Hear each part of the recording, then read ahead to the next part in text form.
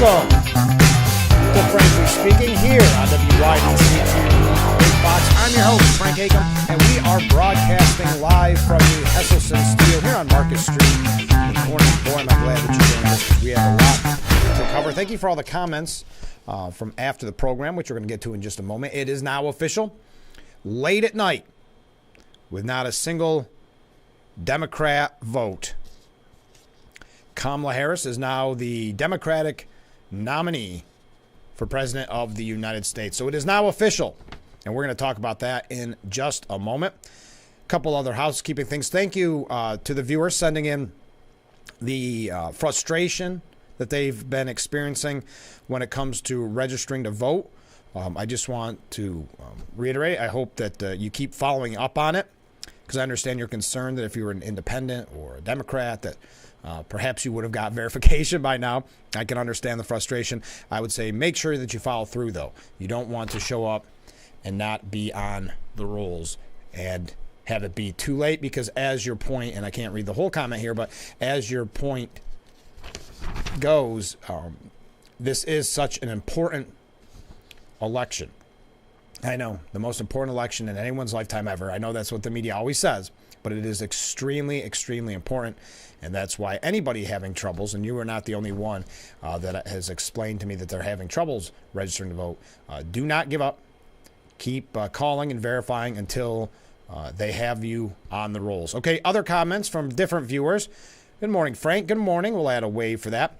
Watch the Olympics and you'll see the full of hot air Kamala Harris commercials. Oh, that's where you're seeing them. Okay, I have not been watching the Olympics. And full disclosure, so I have not seen the commercials, but I know a lot of people have been talking about it. Thank you for that. Also, complacency by Republicans has no place in this extremely important election. I really believe that there was something foul going on here in New York State. Thank you for that comment. Another comment.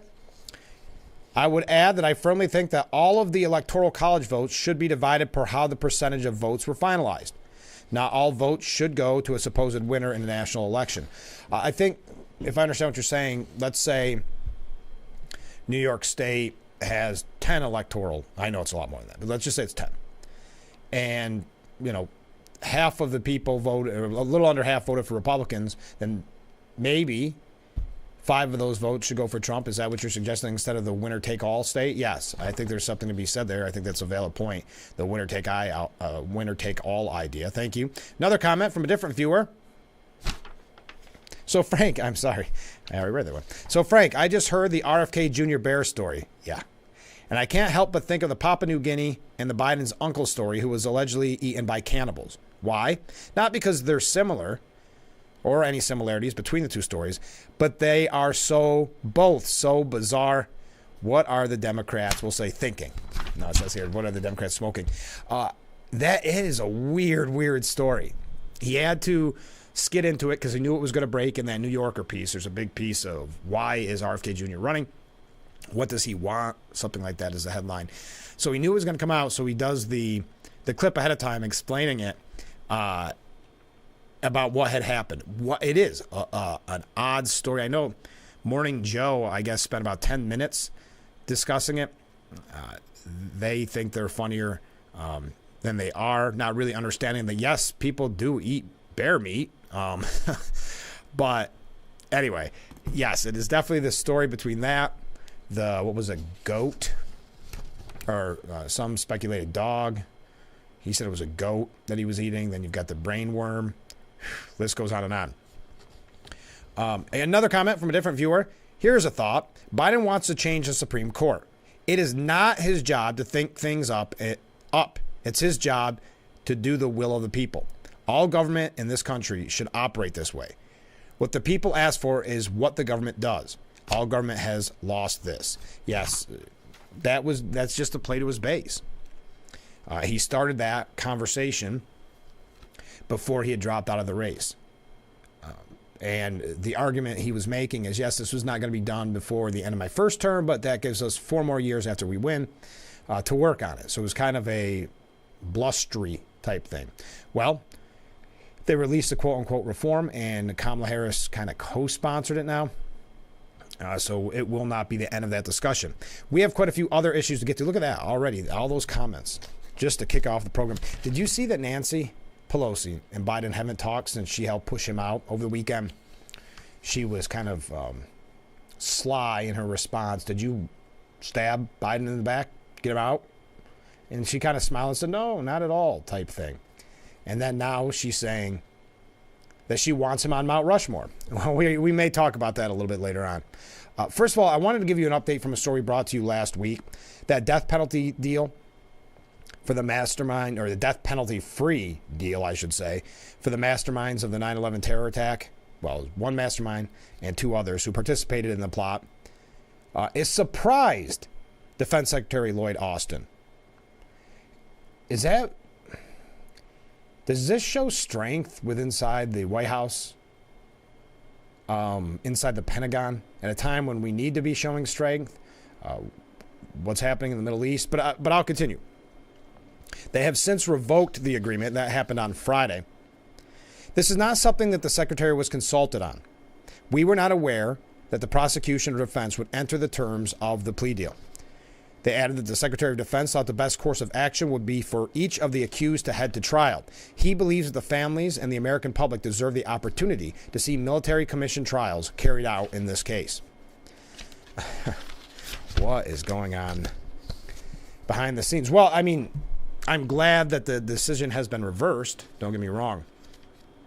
But the fact that it was ever put up in the first place and now showing that weakness within the White House and specifically within the Pentagon here, we were surprised. We didn't expect it either.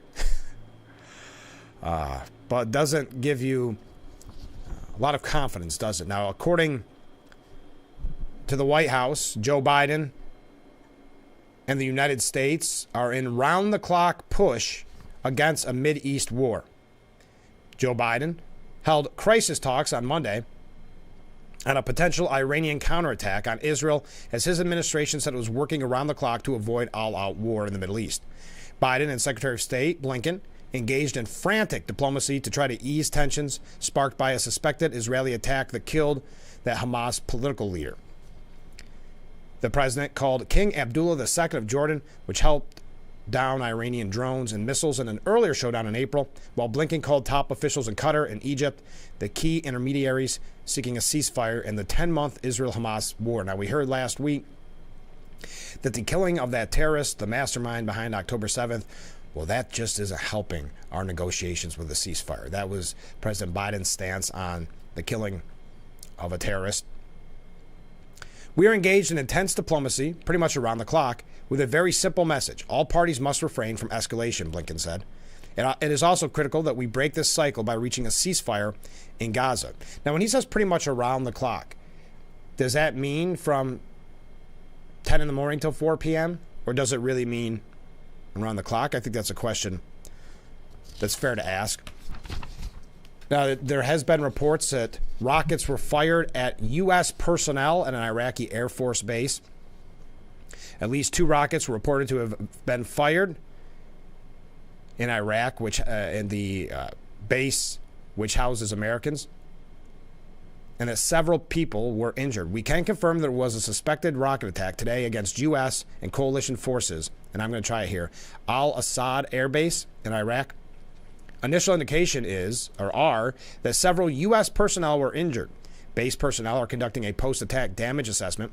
We will provide updates as more information becomes available. President Biden issued a statement on social media that he and Vice President Harris were briefed in the Situation Room regarding developments in the Middle East.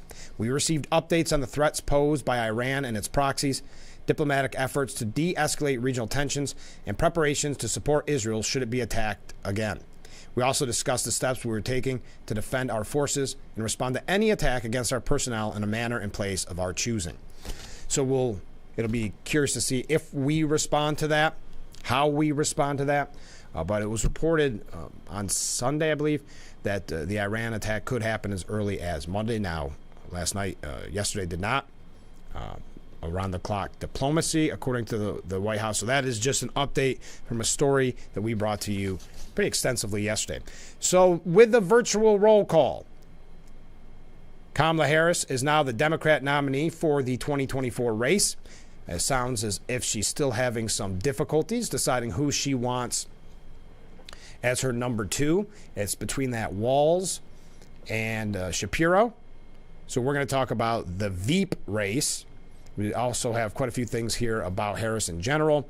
We're going to talk about Trump's campaign. Also a couple things here about Biden as well on some of his policies. And, of course, the stock market crash yesterday that the media is trying to do their best to downplay or not even talk about because of, obviously, the implications on the November election. So we've got the stocks plummeting. We've got very serious troubles in the Middle East. But, again, the momentum is behind Harris, according to everyone in the media. So we'll talk about that as well. Let's not get too far ahead. I know yesterday and the last couple days I run so late that our last couple breaks are kind of quick. So we're not going to do that this morning. I'm not going to run too far behind. A little bit later on in the show, though, we will tell you who was the winner of the Fill Her Up campaign for the Salvation Army of Corning. But that's later on in the show. So stay with us. There is no Stu Ben Senior Services Fund interview this morning. We had so much to catch up on. I kept this day free, though we do have guests the rest of the week. One guest in particular, fan favorite, former Congressman Joe Sempolinski, will be joining us on Thursday, so make sure that you tune in early. Tune in for the full 2 hours. You never know what time he's going to show and how much time we have to spend together. But you can get your questions in already if you would like for the former Congressman Joe Sempolinski. Okay, stay with us. This is Frankly Speaking here at WYDC TV, Big Fox.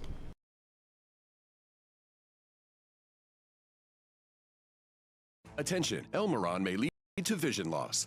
If you have suffered vision problems after taking Elmeron to treat bladder pain, call the Hearn Law Firm. Elmeron may be responsible for your vision problems, and you may deserve compensation for your injuries. If you took Elmeron and now have vision problems, call the Hearn Law Firm at 888-308-3866 right now. You could find out if you qualify in less than 2 minutes. Call 888-308-3866 for your free case review. Isn't your most important? Don't you want more energy? Now's the best time to make every day better and relieve those achy muscles and pains than with the Hesselson's Hot Tub. Hesselson's has hot tubs in stock and available for immediate delivery with unbelievable savings. Hesselson's offers 0% interest-free financing for up to 5 full years. Hesselson's carries the only hot tub brand in the industry with the exclusive freshwater salt system that is eco-friendly and easy to use and only enhances your hot tubbing experience. Come in today and see why your next hot tub should be a Hesselson's hot tub. And remember, it's always fun to poke in the corners at Hesselson's. Race drivers change lanes very fast, but with no outside mirrors. How come they don't crash? Introducing Angel View, the new wide-angle mirror that reduces blind spots. Angel View simply snaps over your car's rear view mirror, giving you a 160-degree view behind you. Ordinary rear view mirrors are small and flat, but Angel View has a huge mirror with curved glass. This convex shape allows you to see both blind spots with one glance. And with our Pro Edition special coating, it's anti-glare at night. Get your Angel View now for just $19.99 through this special offer. But wait, this may be your last chance to get Angel View at this low price. There is a strict limit of 2 Angel Views per order while supplies last. Order now. Call 1-800-869-5346. That's 1-800-869-5346. Or visit getangelview.com. So call 1-800-869-5346 now.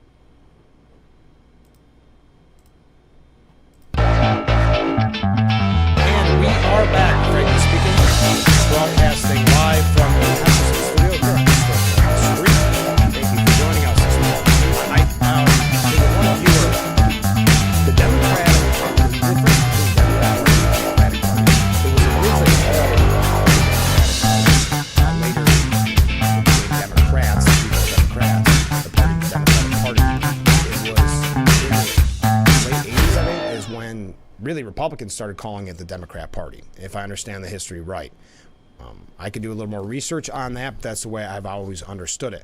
So yes, the Democratic Party, they love the term, but yet when you talk about democracy and democratic principles, we're not currently seeing that from the party, as their nominee, specifically not receiving a single vote to be the nominee for President of the United States. Yet yesterday, with that, in the dead of the night, virtual roll call, Kamala Harris has become the Democrat nominee. Oh, the music kept going. I apologize. Okay. I apologize. I didn't realize the music kept going. It hasn't done that in a while. Thank you for saying that. So the issue with to the viewer about the Democrat Party, it was originally set up as the Democratic Party and that the members were Democrats. I think Republicans at one point started leaning, obviously, for obvious reasons, more into calling them the Democrat Party. So the way I understand the history is it was originally, when the first Democratic National Convention and all of that was originally established, it was Democratic. But I understand your point, because the party has lost, if they ever had, those values of democracy. When you look at the virtual roll call in the dead of the night, last night, that elected Kamala Harris, who has never received a single vote for the Democratic nomination for presidency of the United States, never receiving a single vote. Not the last time she ran, not this time, is now, if you're a Democrat, your nominee for president of the United States. She has received votes from 99% of the Democratic National Committee delegates. The deadline for Democratic National Committee delegates to cast their ballots to elect the Democratic presidential nominee ended at 6 p.m. on Monday. I know I said dead of the night. I was being a little bit hyperbole there. After a 5-day round of online voting, Harris was the only candidate who qualified for the virtual roll call, an electronic ballot, getting more than the required 300 delegates to back her. The DNC said she already had the majority of delegate support as of Friday afternoon. The virtual roll call began Thursday after the delegates voted to nominate Harris online to get a nominee before state ballot deadline. So we expected this. DNC leaders argued that voting in Harris before the convention, slated to begin on August 19th, would be too late and could open up possibilities for Republicans to litigate Harris being on the ballot in states like Ohio that have ballot deadlines of August the 7th. So that's kind of the, allegedly, that's the reason for kind of the rush job. Harris will also be ceremoniously sworn in during the convention in Chicago alongside her vice president. She has yet to announce that running mate, of course. That is supposed to be announced today at that rally. She has not made up her mind, though talks have narrowed down to Walz and Shapiro. We're going to talk about the VP race here in just a moment. This virtual roll call, though, well, it's hard to keep track of because they were going to move it so many times because, remember, they wanted Biden. No more questions about Biden stepping down. No more questions about his mental health. So they were going to swear him in this virtual roll call very early in the process, until there was outrage from some, again, of the Democrat elites who were trying to find quick ways to oust him. And the Piers Morgan, who I'm not the biggest fan of, but he has a piece here about the hypocrisy of the Nancy Pelosi's of the world, who kind of stabbed the loyal Democrat Biden in the back to get him out of there, and now are calling for him to be on Mount Rushmore, comparing him to George Washington. We'll talk about that. But as I said, Walz is on the short list. Listen to this guy. This is just a weird side note. Nothing too heavy here. It's a Brooklyn guy. He's called a cyber squatter. He purchased a website named harriswalz.com back in 2020. He's been sitting on this for 4 years. And now he's looking for $15,000 if Harris picks Walz as her running mate. Jeremy Green Etch, a trademark lawyer, bought the URL for just $8.99 in hopes of Harris and Walz one day forming a Democratic presidential ticket. 4 years later, the 36-year-old Big Apple attorney's cheap investment could potentially yield major dividends, as Walz is one of the 2 finalists being considered by Harris. Boy, this guy's got to be sweating bullets, huh? Etch is willing to sell the Harris Walz .com website name to Harris's campaign for the same price he sold the Clinton Kane website back in 2016, $15,000. So listen, this guy does this a lot apparently, because it's not as if he made a prediction. If he got Clinton Kane, he's just looking at the political tea leaves, trying to make a little cash. I know I could just donate it, but that is not really how this works, Etch said. People with billboards aren't donating their billboards to the campaign. It is just a property, basically. Even though he's a Harris supporter, he wants that $15,000, which, let's face it, $15,000 with the campaign cash she has on hand, not really a problem. As you have been made aware, as we've been talking about frequently, never has big money been so important in a presidential race. Not only securing Harris's momentum, but also essentially pushing Biden out to begin with the Democrat elites and big money no longer in his corner. It was all over but the shouting. Now, so I just wanted to mention that guy real quick. Good investment, kind of like a lotto ticket. So I know we have Democrat viewers, and I asked this a couple questions this morning to anybody. The fact that she is now the nominee, having never received a single vote to be the Democratic nominee for president, does that take away some of the oomph of this all Republicans are a threat to democracy tagline? Or does it not matter? Because there's been so much hypocrisy in this whole race. Is it not even an issue anymore? My thought is it's not an issue because it doesn't matter if it was Harris. It doesn't matter if it was Biden. There would still be the all-out support for anybody other than Trump in the Democrat Party. So I don't think it really matters who's in the seat. Yes, it does to independent voters and people on the fence, of course. I'm saying to the Democrat voters themselves, it did not matter. They wanted the process to be done with. They wanted Biden out. They got what they wanted. So now they're happy, having never had their say in who would be running for president of the United States. But does that take away, at least to you, a little bit of that strength that they keep trying to project when they say that Trump is a threat to democracy? Now, we know that in and of itself is not truthful. That the media would, if the shoe was on the other foot, they would be having fact check after fact check, calling it false. But that is what they're running on from a person who never received a single vote to be their nominee for president of the United States. Let's take another break. Stay with us. Keep those comments coming in. Keep the waves coming in. We'll be right back with Frankly Speaking here on WYDC TV, Big Fox.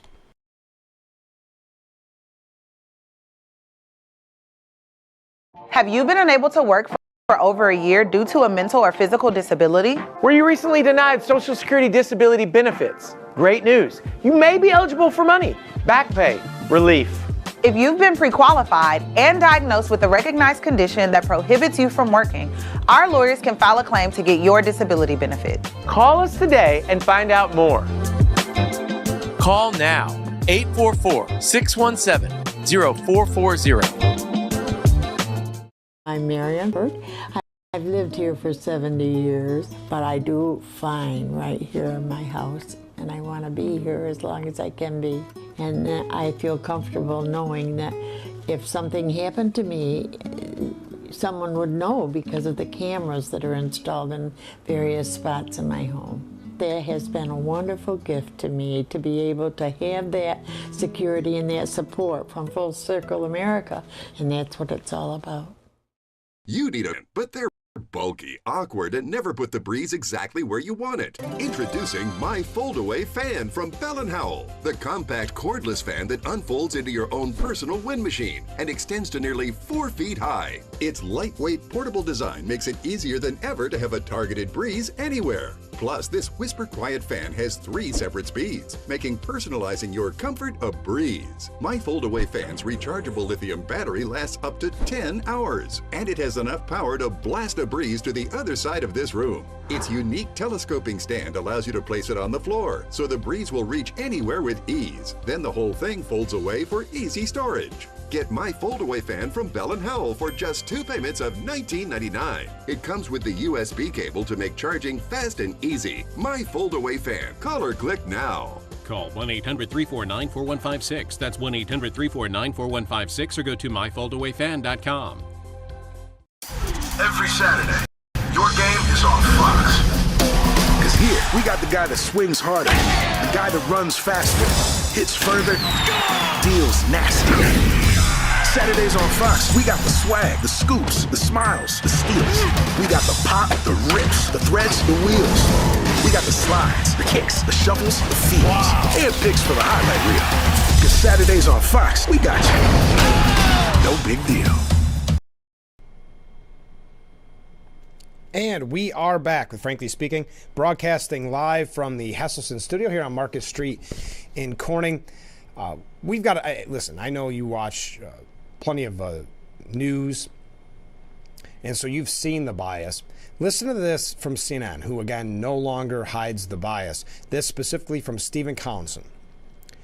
The stunning transformation of the 2024 presidential race will reach new heights Tuesday when Vice President Kamala Harris unveils her running mate after a sequence of events that left Republican nominee Donald Trump flailing. Harris is due to join her vice presidential pick at a rally in Philadelphia that will kick off a joint sprint across an electoral map expanded by President Biden's shelving of his own re-election bid just over 2 weeks ago. Now, I just mentioned that. You know the bias, but it's not even hidden anymore. While the naming of the Democratic vice presidential pick is the focus of the campaign, new development Monday outside a race that has been on a momentous momentum trajectory since Trump escaped an assassination attempt and Biden pulled out, hinted at potential new twists to come before November. Economic and Middle East drama loom as Harris makes her pick.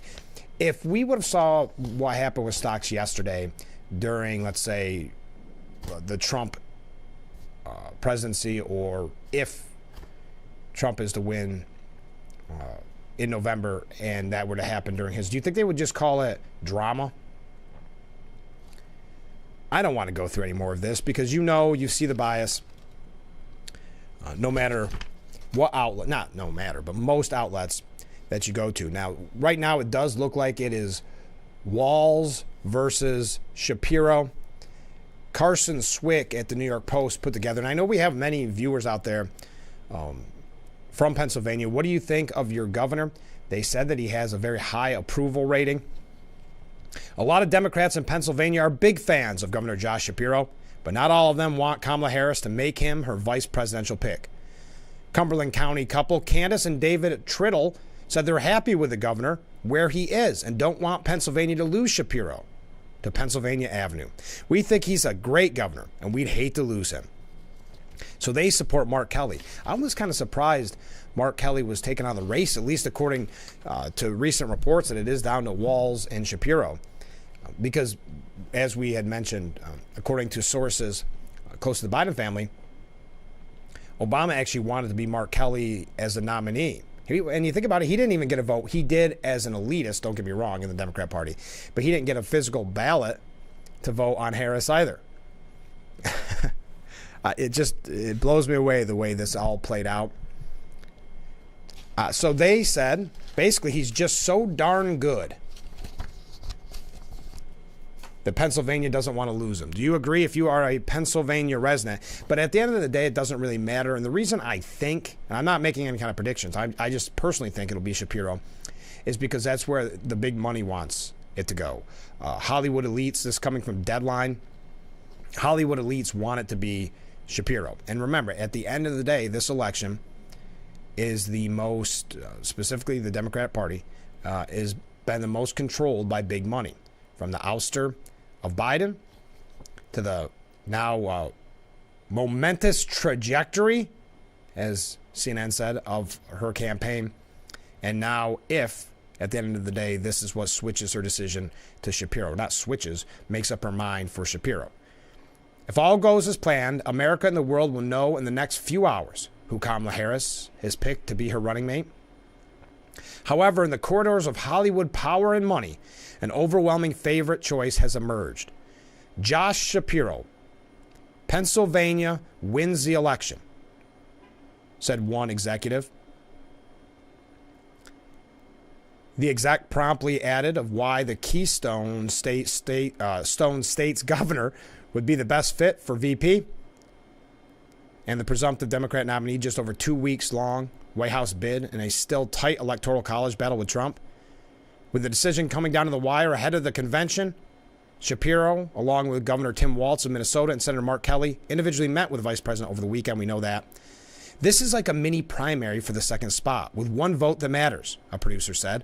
Harris could do no wrong right now, so whoever she picks, people will get behind.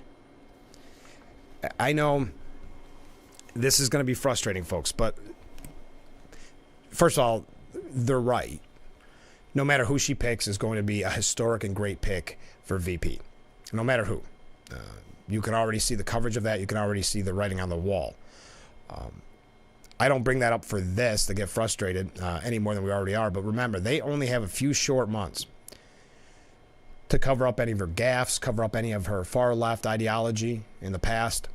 So this is going to be a very, very, very frustrating few months as you watch the media's coverage. But at the end of the day, if the Hollywood power and money want it to be Shapiro, I'd be pretty shocked if it's not Shapiro. Now, having said that, and what this executive, anonymous executive, is saying, doesn't matter who it is.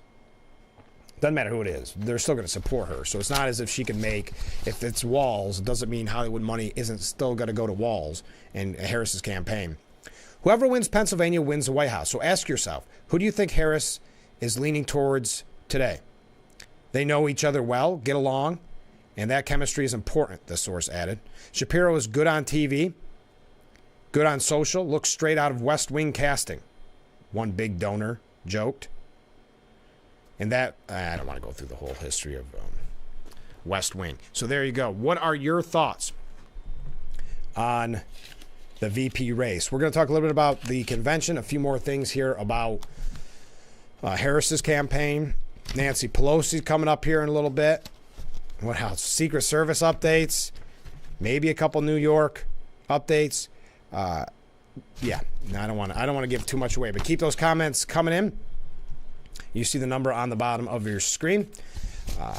I see a couple that we'll mention when we come back. So let me take a short break because, again, I'm not trying to run too long this morning, and we will get right back into it after this. This is, Frankly Speaking, on WYDC TV. Big Fox, please stay with us.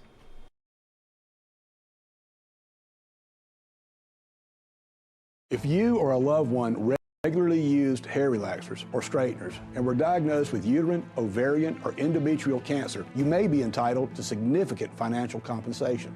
I've used hair relaxers for years. I had no idea they could cause cancer.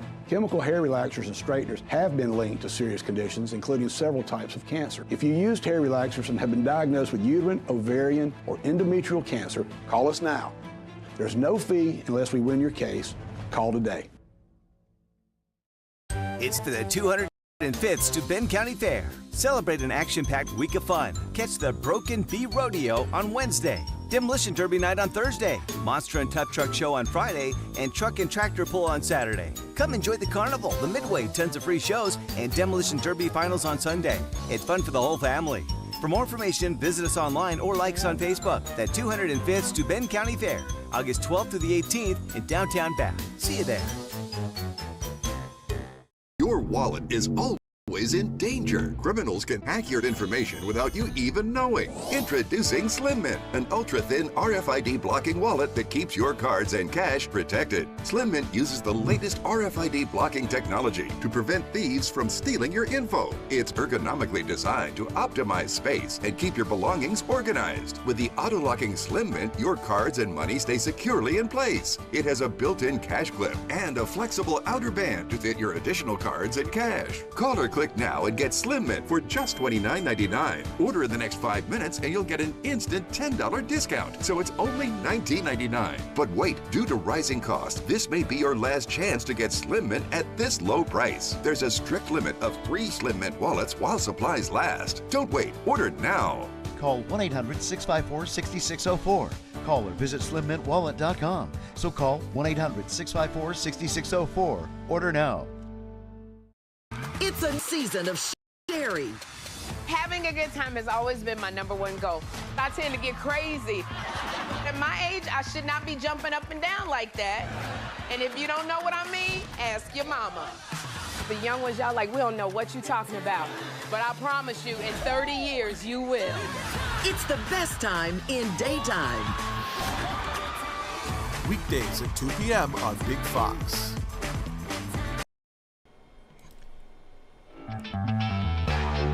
And we are back, broadcasting live from the Hesselson studio. Thank you so much for joining us this morning. A comment from a viewer. Frank, what's your take on Raskin's statement that they are prepared to stop Trump's election? Sounds like a promise of insurrection and a move to disenfranchise anyone's vote for Trump. He is the real threat to our republic. If you're not familiar with what this viewer is talking about, I was going to get to that a little bit later on. And so I'm probably not going to dive too deep into it right at this moment. But video surfaced yesterday, and of course it's not making the media rounds unless you go to certain media outlets. And it was a panel discussion from back in February of 2024, which is this year, but back in February, in which Representative Jamie Raskin, Democrat from Maryland, speculated that Congress would have to invalidate an election victory by former President Trump at the risk of civil war. Now, to be fair, because we are actually fair on this outlet, it is not clear whether Raskin was actually outlining a plan of action or rather using a hypothetical to argue that the U.S. Supreme Court was placing what he considered an undue burden on Congress to keep Trump out of office. And I want to read the exact quote. Perhaps I'm not going to read the longest part of it, but perhaps the one with the most weight so you'll understand and make the call for yourself. Quote, and the greatest example going on right now before our very eyes is Section 3 of the 14th Amendment, which they're just disappearing with a magic wand, as if it doesn't exist, even though it could not be clearer what it's stating. And so they want to kick it to Congress, so it's going to be up to us on January 6th of 2025 to tell the rampaging Trump mobs that he's disqualified. And then we need bodyguards for everybody in civil war conditions, all because the 9 justices, not all of them, but these justices who have not many cases to look at every year, not that much work to do, a huge staff, great protection, simply do not want to do their job and interpret what the great 14th Amendment means.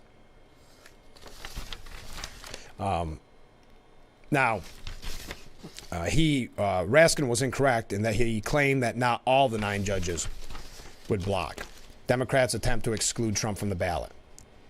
His reference to great protection is also strange, since if you remember, Kavanaugh and others were targeted.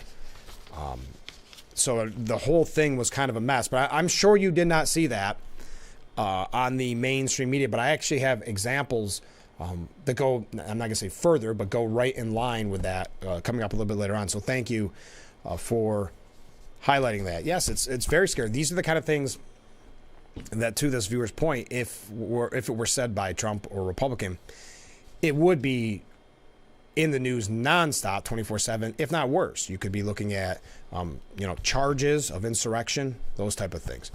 Now, as something that we've been talking about on the program and speculating about, indeed, pro-Palestinian, or as they have become, anti-Israel, anti-American, anti-police protests, are the activists themselves are preparing to rally at the Democratic Convention in Chicago.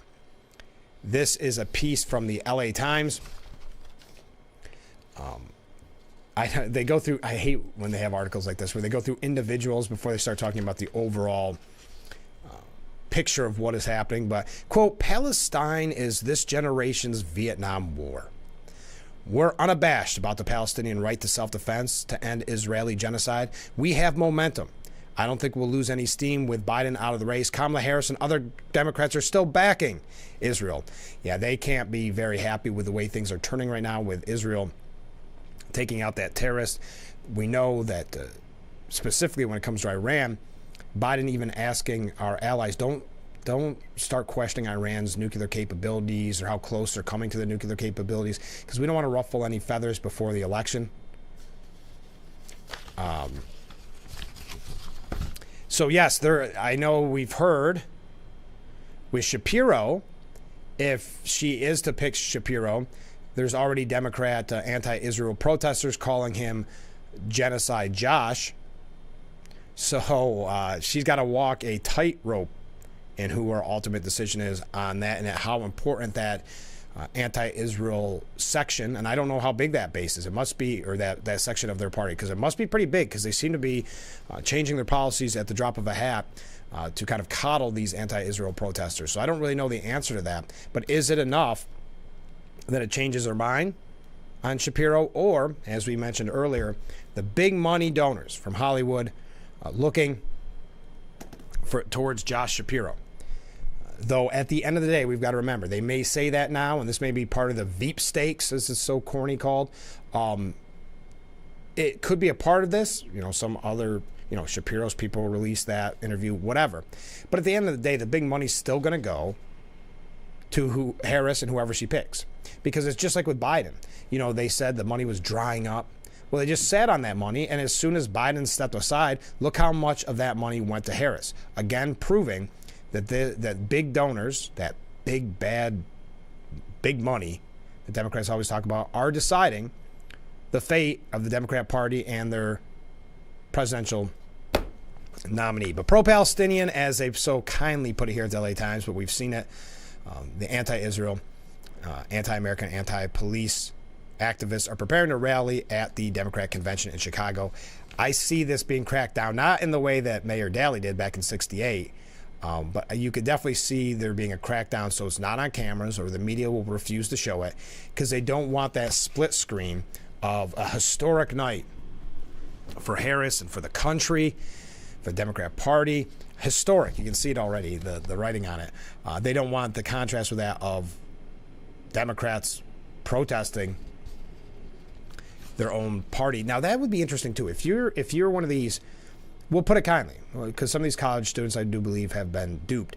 If you are a pro-Palestinian activist, doesn't that frustrate you, too, that you never had a say in who the president is or the nominee for president is? Because if you look at this at face value, Harris, though I don't believe Harris or Biden are that strong of supporters of Israel, but they believe those two are, or at least Biden. So does that frustrate you when, as a pro-Palestinian, or whatever your issue is as a Democrat, that you never had a single say in who was going to run for the president on the Democratic ticket? Boy, and now, like they said, that mini primary for VP, mini primary, one person gets to pick.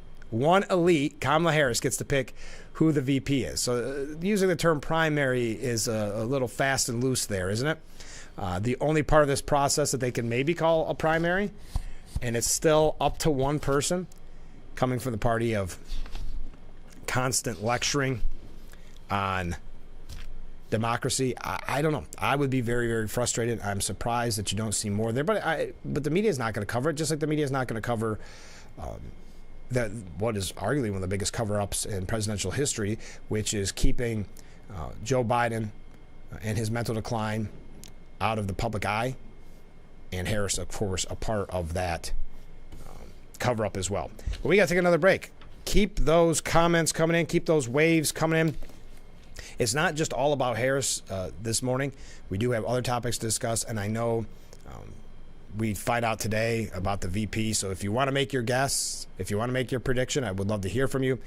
But supposedly, we'll be hearing whether it's Walz or Shapiro, but those are what the media reporting. Who knows? Maybe it's someone from out of nowhere that we weren't expecting. I was surprised that Mark Kelly's name seems to be taken out of the running. I would find that shocking. I don't know what would cause that to happen. We have some other things that we're going to get to as well, some New York State issues, and who knows? Who knows what we'll cover? That's why you got to stay tuned for the full program. But let's take another break. We'll be right back with Frankly Speaking here on WYDC TV, Big Fox.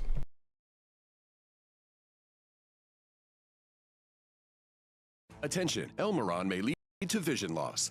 If you have suffered vision problems after taking Elmeron to treat bladder pain, call the Hearn Law Firm. Elmeron may be responsible for your vision problems, and you may deserve compensation for your injuries. If you took Elmeron and now have vision problems, call the Hearn Law Firm at 888-308-3866 right now. You could find out if you qualify in less than 2 minutes. Call 888-308-3866 for your free case review. Isn't it most important? Don't you want more energy? Now's the best time to make every day better and relieve those achy muscles and pains than with the Hesselson's Hot Tub. Hesselson's has hot tubs in stock and available for immediate delivery with unbelievable savings. Hesselson's offers 0% interest-free financing for up to 5 full years. Hesselson's carries the only hot tub brand in the industry with the exclusive freshwater salt system that is eco-friendly and easy to use and only enhances your hot tubbing experience. Come in today and see why your next hot tub should be a Hesselson's hot tub. And remember, it's always fun to poke in the corners at Hesselson's. Summer with a diamond in it? Diamondback rattlesnake. It's in the name.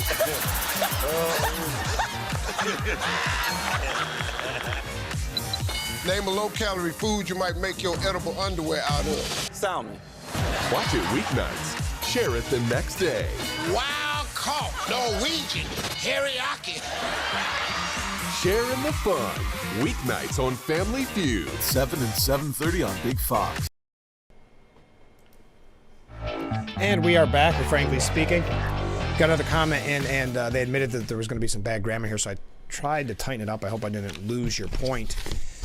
Harris, not a word on the stock market. The war to come. U.S. troops under attack from Iran. Storm damage from rain on the coast. But no fracking. We hear about that a lot. Wow, only bad Trump. That's all we hear about is how bad Trump is over and over. She cares nothing about food prices, storm damage. Obama is running things behind the scene while media calls her a queen. Who cares about your 401k? The media's coverage of yesterday's stock market crash is a fascinating look inside how biased they can really be. The lack of coverage, the downplaying of what was happening, and we're going to talk about it more in depth in a little bit, but the downplaying of it. Could you imagine? Don't even take Trump out of the equation. Imagine if this was happening during a George W. Bush administration, the George W. Bush that they now fawn over and said how great he was. You ever notice how the current Republican president is always the most evil person to ever live? But then they reminisce after a few years, only when they need to for political reasons. They don't really miss George W. Bush. But they can always say, look, we're not biased. Now we care. Now, there's a new clip of Vice President Kamala Harris from 2017 calling on, quote, everybody to be woke. This has resurfaced on social media, sparking critics and conservatives to lambast the now official Democratic nominee. Quote, we have to stay woke, like everybody needs to be woke. Let me say that again. We have to stay woke, like everybody needs to be woke. And you could talk about if you're the wokest or woker, but just stay more woke than less woke. Then Senator Harris said back in 2017.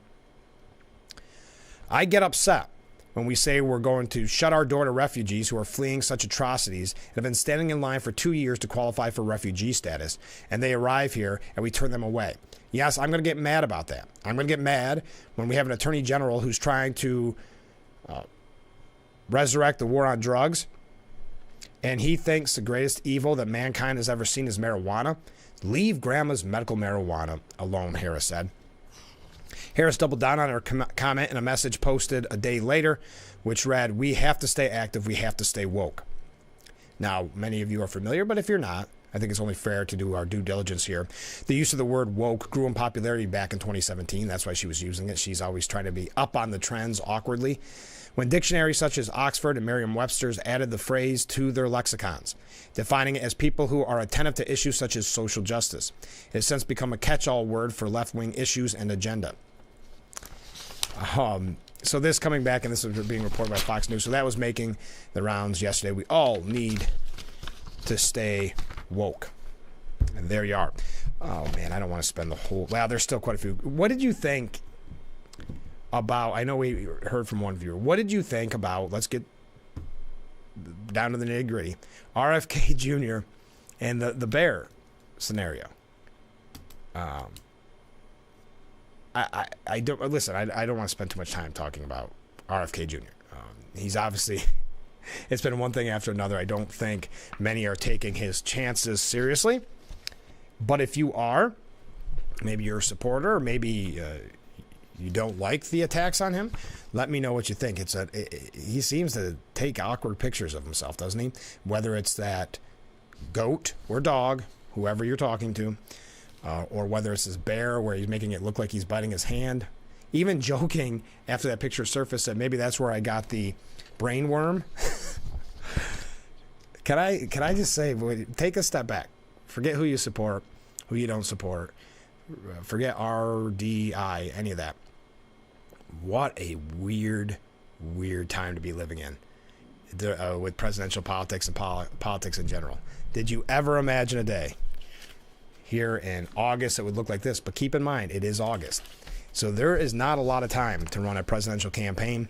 And so that's why I've been saying it over and over again, that I believe the media will just run out the clock, fawn over Harris, say that the momentous trajectory has been going since day one. They won't, of course, talk about Trump and the assassination attempt or his peace and prosperity during his term.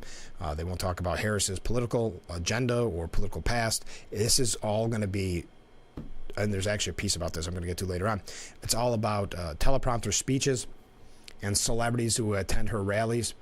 And that's really what it's going to boil down to at the end of the day. And I think somebody had a comment. Maybe I forgot to read it. I did have it on my list and maybe it didn't print out. But, you know, they talk about her momentous trajectory. And I know I keep using that, but that's the term that Stephen Collinson used at CNN. That she's not really getting huge turnouts at a rally. But, again, that's where we're at. We're going to hear about this. And it's very Hillary Clinton-esque, if you think about it, where bring the celebrities in to pack people in. And then maybe they can show bigger support, because that's one thing they tried to at the very beginning, and they still try to a little bit, but downplay how big Trump's rallies were. Do you remember in the early days where you'd see these fields full of people or full arenas with people sitting out line? They go, oh, there wasn't that many people. He's exaggerating. Or this is just anecdotal. It means nothing. Well, they know that it has an impact, so they've been trying to pack people into Democrat rallies. That's why they had the big fundraiser when Biden was still running, which was Biden and Obama and Clinton and some celebrity guests. It's the same old tactic. But if you are just waking up, if you are just joining us, last night was the virtual roll call, and Kamala Harris is now the Democratic nominee for President of the United States. If you are a Democrat, we're thinking of maybe voting Democrat. Does that concern you? The lack of votes by Democratic voters, not having a say in who their candidate is? Or is it of my mindset, which they don't care because it's really a vote against Trump at the end of the day, no matter what, when the smoke clears? Doesn't matter how good or bad the candidate was going to be, whether it's Biden, even though we saw the mental health issues, fine, well, they'll still vote for him. Same with Harris, or as long as it's not Trump. That's kind of my thought. But I would love to hear your take on it as we take another short break. Stay with us. We'll be right back with Frankly Speaking.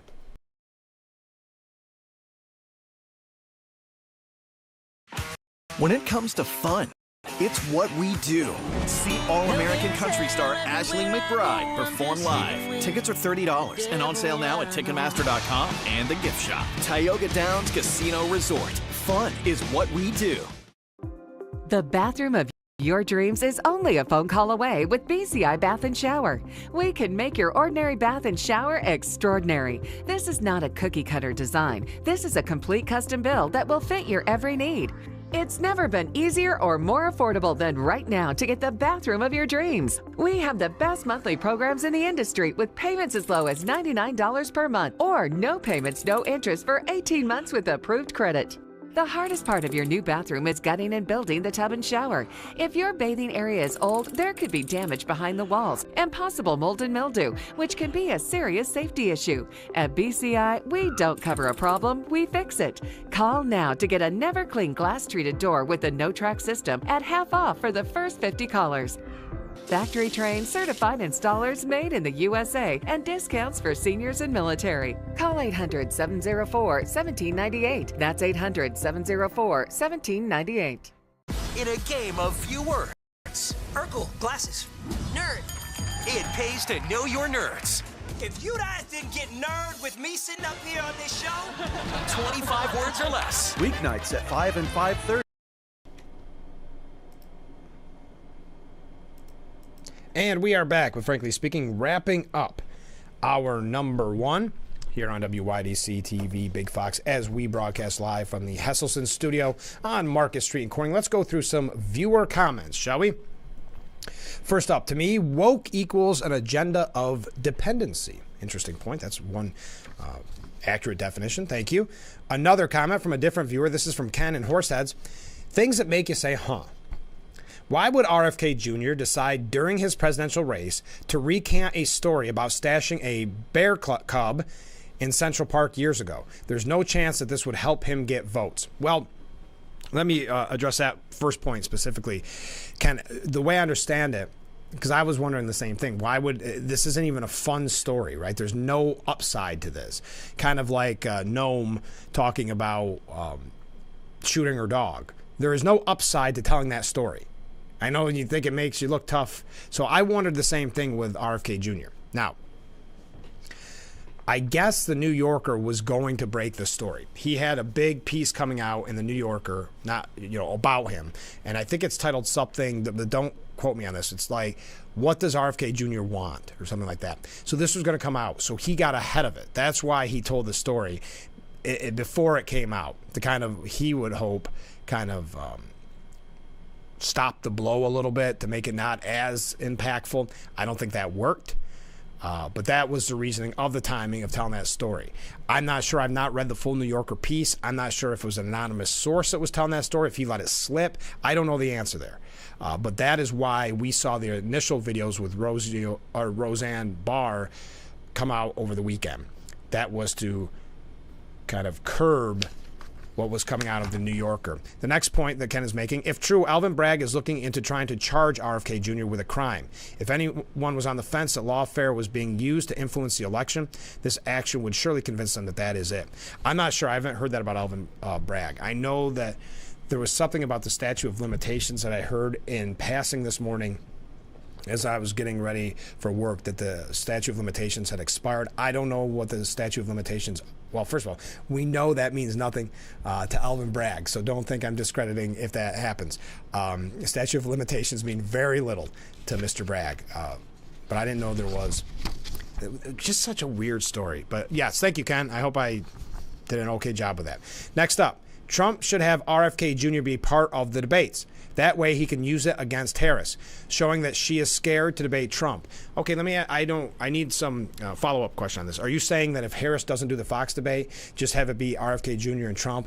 I'm not seeing a lot of upside. I think Trump would be a lot better off if he just had it at that point say, oh, Harris isn't here, we're going to do a town hall type event and let the people in the crowd ask questions and essentially run a rally like he does. Also, I know the problem with having more, if they had even Harris, Trump, and RFK Jr., the problem is that Cuomo was kind of brilliant at this. What he would demand, because he was a lead dog when he was running for governor, he'd say, okay, I'll debate the Republican challenger, but it's got to be anybody who's going to be on the ballot. Well, in New York City, there was like 20 people on the ballot. There's some wackadoo parties out there that can just get on the ballot. So he knew all the time would be eaten up by the other candidates that stood no chance, but that he could essentially give his introduction, say what he wants to say, maybe a little bit back and forth here and there, but the other candidates would focus on their campaign, getting their name out. And so I think that would be the problem. We don't, if it is Trump-Harris, if they agree to a debate, we don't want to take time away from those two debating with RFK Jr., who many people speculate, and you can argue with me, I'm just saying, many people believe does not have a chance to be president. But I understand the meaning behind your statement. Don't get me wrong. But again, if Trump debates RFK Jr., it gives him a little bit too much credit. RFK Jr. a little too much credibility. Is an unnecessary kind of ad that can end up hurting Trump in the long run by taking away some of those votes. Hey, I just realized I'm running really late. Didn't even bring us up a story in that last break. Just going through comments. So many. Oh, okay. I see what you're saying. Yeah, I'll respond. You're right, though. I understand what you're saying now. Okay, stay with us. We'll be right back with Frankly Speaking. That's kind of mean of me not to tell everybody what I was just reading. But I'll tell you, coming up after this, stay with us. We'll be right back with Frankly Speaking here on WYDC TV, Big Fox.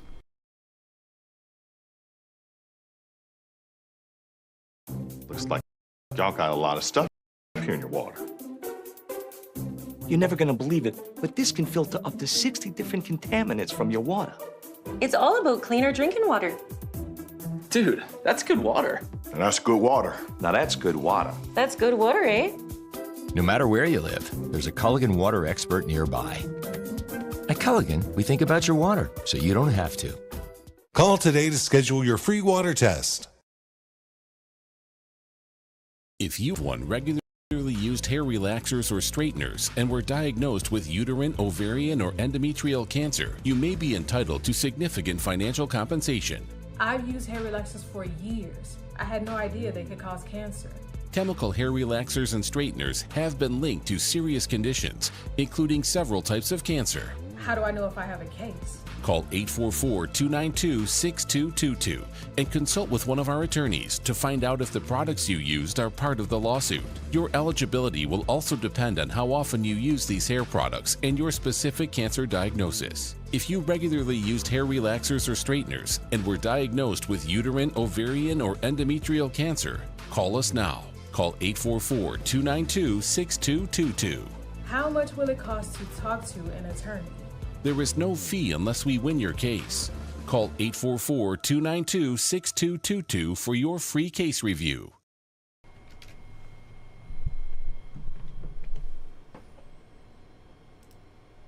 And we are back. It is hard to believe it's already hour number 2 of Frankly Speaking. Thank you. Nice try. They tried to get me again. Thank you for joining us. The music was going to play long, but I caught it. If you are just joining us, welcome. You've missed a lot, and we've got a lot to cover. Let's go through a few comments as we hit the ground running, broadcasting live from the Hesselson studio. Yes to the Fox debate. Okay, so if you are just joining us, this viewer was saying, have RFK Jr. on the debate floor with Trump when Harris turns down the Fox News debate to kind of show her weakness, not willing to debate. And then the viewer says, if Trump is the debater we know, which we know, RFK Jr. is good bait to take votes away from Harris. It'd be priceless. It'd be fun to watch. I don't know if it's the best thing for Trump's campaign or not. I guess I'd have to think about that a little bit further. Different comment from a different viewer. Good morning, Frank. Good morning. I'm going to count that as a wave. Unfortunately, I believe that you are right. The left will drag out celebrities to excite the unaware voters, also the simple, never Trump crowd. I agree. I agree with myself. No, I agree with you as well. The celebrities are going to be a major part of this campaign. Don't be surprised. I'm just warning you. Don't be surprised if a major endorsement like a Taylor Swift comes through, which to you and me doesn't mean a hill of beans in politics from the sense of standpoints. Like when we joked about George Clooney calling for Biden to step aside, the way George Clooney goes, the way the country goes, that was kind of a joke, but he does have apparently quite a bit of power. But it's kind of like social media. Social media may mean nothing to you. Absolutely nothing. You might laugh when people say how important social media is. At the end of the day, it is very important. A lot of people get their news from it. You can laugh at it. That's the case. The same goes with celebrities. You might laugh and say, oh, that endorsement, oh, no, now I'm going to vote because George Clooney told me to, or whoever it is. You know not to follow that trend. Unfortunately, to this viewer's point, the unaware voters and some of the Never Trump crowd, it works. Here's one. I don't know if you can call her a major celebrity anymore, but it's worth mentioning. Rosie O'Donnell has vowed to not remove Kamala t-shirts until she is elected. She claims she purchased 100 Kamala t-shirts, and she vowed not to remove them until Vice President Harris is elected president. In a virtual call hosted by the group Comics for Kamala, is Rosie O'Donnell considered a comic? She said, I know that the day that... So now there is really going to be a Zoom meeting for everything. Comics for Kamala. Okay. I know that the day that President Biden stepped down, the most glorious act of generosity and patriotism, I went out and bought 100 Kamala t-shirts. I will not take them off until she's in that White House. And I believe in her. I believe in the spirit that she brings back to all of us. We need somebody in the White House who's going to fight for equality for all people. And that is certainly not the orange clown man. It is definitely Kamala Harris. And I've never met her, and I only met Donald Trump twice. I guess that is what equates to comics now. Calling Trump the orange clown man. Is that still in any way, shape, or form funny? I think you could make the argument that it never was, but the fact that they are beating it to death. Rich Lowry, and I'm not suggesting he watches, frankly speaking. I'm just saying there's some ring here that you may remember from yesterday's show and last week's show. Kamala Harris isn't in the cellar of the Naval Observatory campaigning via Zoom calls a la Joe Biden in 2020. No, she's speaking to adoring crowds fired up by pop stars, going back to our comment. She's identifying herself with powerful cultural trends. She's clapping back against Donald Trump with panache. Indeed, one of the greatest political transformations of Obama in the space of about 2 weeks. Except Obama was a genuine political talent who was glib enough to handle almost anything. He wasn't an intellectual, but was a writer with intellectual interests. In another life, he could have been a staffer at the New Yorker instead of the President of the United States. The people most aware that Kamala isn't truly a new version of Obama are the people around her who clearly fear putting her in any setting where she isn't reading from a script. Biden's basement campaign in 2020 kept him from having to go out and build a crowd, but he did interviews. Kamala's teleprompter campaign in 2024 is meant to limit her exposure, to keep her from inadvertently bursting the media bubble that's been created around her, much like that media bubble that protected Biden for so long with his health. It was that bubble of they will do anything to protect him. Because keep in mind, if he would have stayed in, they would still be saying he was doing great things. They would still be propping him up. So you've got to keep in mind that the media here is building the same type of bubble around Harris as they did around Biden. Her campaign may resemble the pre-debate Biden approach this year more than his limited stumping in 2020. Biden's campaign this year obviously feared putting him out in any setting where he'd be challenged. And when his abysmal debate performance forced them to do so anyway to prove he just had a bad night, the additional exposure resulted in predictable disaster. Kamala's problem isn't messing up names or dates or losing her train of thought, the hallmarks of aging. Rather, she often ends up repeating the same, usually banal, thought in slightly different words. So she expresses herself in an endless loop, as you've seen time and time again. And one of her few off-script comments since her coronation, she explained last Friday why President Biden should get credit for the prisoner swap, saying, and I quote, "This is just extraordinary testament to the importance of having a president who understands the power of diplomacy and understands the strengths that rest in understanding the significance of diplomacy and strengthening alliances." For those keeping track, that's 3 understands, 2 diplomacies, and 2 strengths in one sentence. All that she said is that it's important that Biden understands diplomacy, but she didn't know how to land the plane after starting the simple idea in a brief sentence. Because Kamala hasn't been out there, we don't know in her own words how she feels about the amazing turn of events over the last 2 weeks, how she plans to lead, or, and this is important, how she explains her multiple changes in positions since she last ran for president. Yes, isn't there major issues that we should be asking her now with the stocks, what's happening in the Middle East? Shouldn't there be a press conference? If a presidential candidate flip-flops on one thing during a campaign, it's usually a focus of discussion for weeks. She's done so on about 8 things with no explanation whatsoever and without generating any significant media static. Well, the media doesn't want to do anything whatsoever to harm her. So they are not going to call for press conferences. They're not going to call her out on the flip-flops, which would normally be major news cycles, because yes, maybe in the past they would have, because they knew they had time to turn it around. Now they don't want to do it because they only have a few short months of a presidential campaign.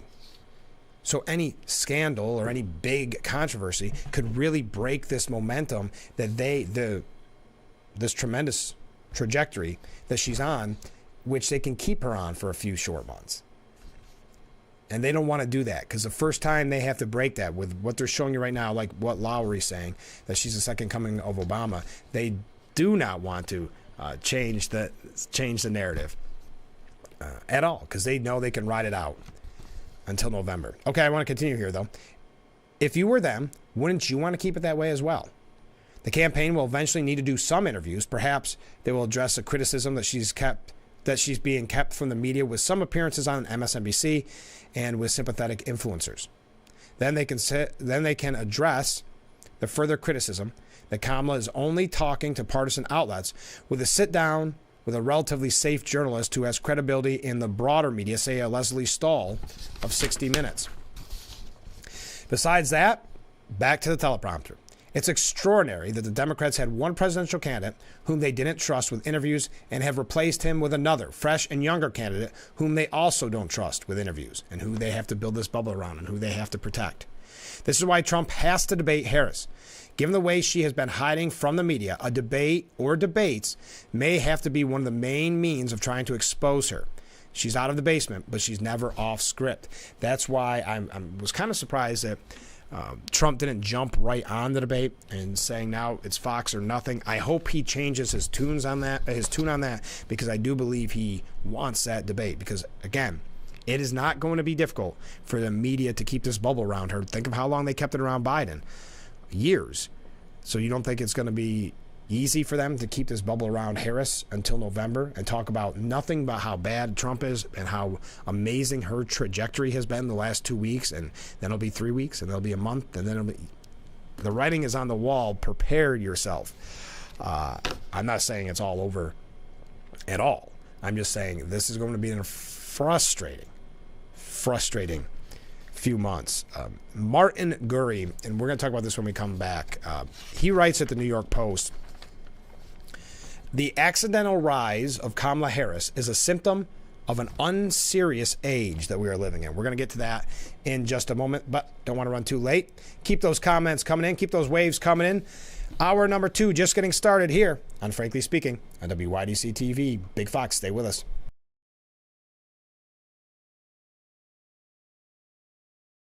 Stock up for summer and save at GCP Discount Liquors and Wines. Svedka Vodka, normally $20.99, is on sale for $18.99. Save up to $24 on a case with mail-in rebate. Your final cost, $12.99 per bottle. 1.5-liter Woodbridge wine, regularly $11.99, is on sale for $9.99. Save with a rebate of up to $24 on a case. GCP Discount Liquors and Wines and Horseheads, the best in service, selection, and price. When it comes to best subs, wings, strombolis, and calzones, nobody does it better than Picnic Pizza. Picnic Pizza has been serving the Twin Tiers for over 40 years. With 2 convenient locations to serve you, Horseheads and Big Flats, you can dine in, carry out, or we'll deliver in a 5-mile radius. We offer everyday in-house specials like a family pack, 1 large pizza, 1 dozen wings, and 1 quart of soda. Having a party? How about a party pack? 1 sheet pizza, 2 dozen wings, and 2 quarts of soda. Picnic Pizza, the best darn pizza in the area. Rich drivers change lanes very fast, but with no outside mirrors. How come they don't crash? Introducing Angel View, the new wide-angle mirror that reduces blind spots. Angel View simply snaps over your car's rear view mirror, giving you a 160-degree view behind you. Ordinary rear view mirrors are small and flat, but Angel View has a huge mirror with curved glass. This convex shape allows you to see both blind spots with one glance. And with our Pro Edition special coating, it's anti-glare at night. Get your Angel View now for just $19.99 through this special offer. But wait, this may be your last chance to get Angel View at this low price. There is a strict limit of 2 Angel Views per order while supplies last. Order now. Call 1-800-869-5346. That's 1-800-869-5346. Or visit getangelview.com. So call 1-800-869-5346 now. This website is here now. WYDCTV.com. Local and national news that keeps you informed and involved. WYDCTV.com. Today's weather, up to date and in your town. WYDCTV.com. Sports news, local events, and health stories that affect you. WYDCTV.com. The Big Fox website. Your news here now. WYDCTV.com. And we are back. Broadcasting live from the Hesselson studio with Frankly Speaking on WYDC TV. Big Fox, a viewer comment here. Frankly, we do not need to vote or get any questions answered, as the media wins, and we will have a queen. Everyone believes every word of the media. No election needed. Of course, that's said tongue-in-cheek, but that's what it is looking like at the current time. Marty Gurin says, help me out. Kamala Harris is the Democrat Party's presidential candidate. How on earth did that happen? And what about the other guy? You know, the sitting president of the United States, Joe Biden? I realize he withdrew from the race in the constitutionally mandated manner by posting a sullen document on X, the digital platform formerly known as Twitter. That was well done. Biden managed to make Elon Musk happy after all these years. But why did Joe go? He never said. Actually, he made it clear that he thought his magnificent record in office merited a second term. If that was true, why not put it to the test? Allowing those randos that we call voters to decide. Biden had something like 14 million votes in the Democratic primaries. No one else had any. His obvious dottiness wasn't the reason either. He never owned up to it. And if he had, he'd have to explain how a man too mentally feeble to be a presidential candidate could continue to serve as president. In the debate with Donald Trump that began the slide to oblivion, Biden's empty eyes and zombie-like groaning, we were told, had to be written off as a really bad night. He said he was quitting the race because saving our democracy was more important than personal ambition.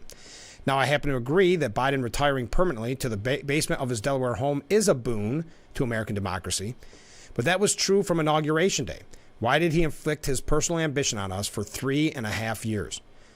I'm an analyst. I don't prophesize the future, but I'm supposed to know why the President of the United States suddenly wakes up one morning and decides to give up his candidacy. So I'm going to run with a conspiracy theory because why not? I believe Biden, Dr. Jill, Hunter, all believe he deserved a second term, but were pushed aside by the two kingmakers who secretly run the Democrat Party, George Clooney and the New York Times. That still doesn't get us to Harris. She's the vice president, not the alternative candidate. If Biden faltered, she would automatically inherit the presidency, but not his primary votes or delegates. The Democrats could have opted for an open convention. They have a strong bench, or at least that's what we keep hearing. Instead, almost on a dare, the shakers and breakers of the party settled on the one candidate who has consistently polled more poorly than the president, and who, like Biden, has made an eternal enemy of the English language. But they realize they can prop up any candidate for long enough. Listen, they are making it sound like the candidate that no one liked in the party, that not a single Democrat voted for back the last go-around in 2020, was now all of a sudden, like Rich Lowry said, the second coming of Barack Obama. Harris sounds like a kindergartner teacher who has forgotten her lesson. Her words scatter and float away like helium balloons into the clouds. In Washington, D.C., rife with imposters in empty suits, hers is a truly authentic lightness of being. Her abrupt elevation has been called a coup, but it wasn't. There were no tanks running over rioting Biden diehards. And the Democrats are entitled to anoint anyone they wish for the candidacy. It's their party, as they say. But the rapid speed of the swap startled many inside the power structure. We know Biden was surprised because he needed a second tweet saying, Kamala, for you, you know that thing. We know Harris was surprised because that's her normal state of mind. We know the Democratic presidential campaign, which Harris inherited, was totally befuddled because it set out at once to invent a whole new person to be known henceforth as Kamala Harris. This pure creature had never been named immigration czar or border czar, had never ranked most liberal in the Senate, had never donated to bail for violent criminals or advocating defunding the police. It was telling, I should think, that the campaign preferred a Harris who had never done anything, a Harris who resembled a bout of amnesia, liberated from every memory of the past.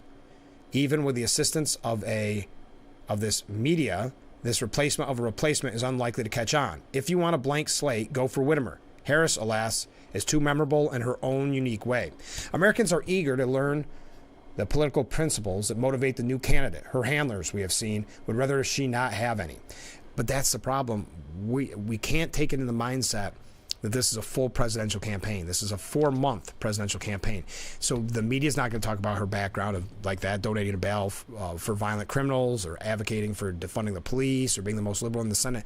That is not going to be a focus. It's going to be the whole time about her major, impressive trajectory in this race.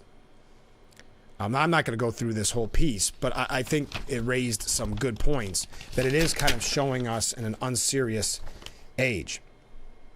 And here I return to my initial observation. Kamala Harris, president. Eventually, I have slipped into an alternative dimension of time and space, a region where the laws of probability have been abolished. I offer these facts for your consideration. Harris has no personal following. Why should she? She wasn't going anywhere. She had no entourage of trusted experts to enlighten her on the issues. The experts were buzzing around Biden, who was supposed to be the candidate, until he wasn't. Her personality in public is comical, and in private, it hasn't exactly been a magnet to party activists or intellectuals. We heard about how bad it is to work for her.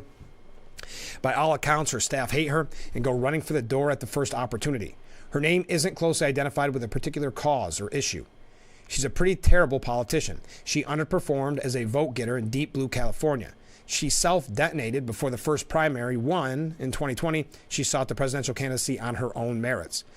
As might be expected from somebody whose words break free of earthly gravity, she's a bad debater. That's why Trump's got a debater. And I'm starting to get a bad feeling that may not happen. But what Tulsi Gabbard did to her in the 2020 Democratic debates was horrifying to watch.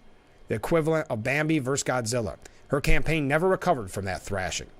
Harris is like the feather in the wind at the end of Forrest Gump. She's a historical accident. That in less than 4 months, she could be the most powerful woman on earth, decided between war and peace. Her manicured fingers fitting casually over the nuclear button fills me with awe and astonishment over the perversity of our age. Very deep there, but it raises some very interesting points. If you think back at her time in the limelight back in 2020 with that failed campaign, and we were told for a long time, not even by Democrats, that yeah, she's not that good a candidate. Nobody wants her to be a candidate. She's probably, once this administration's done, which they figure would be 8 years, she'll probably, get a cushy job somewhere, but it's going to be all over. Now they have to prop her up, just like they have continued to prop up Joe Biden. We've got more on this and other issues to get to as well. We are smooth sailing this morning. Stay with us. This is Frankly Speaking here on WYDC TV, Big Fox.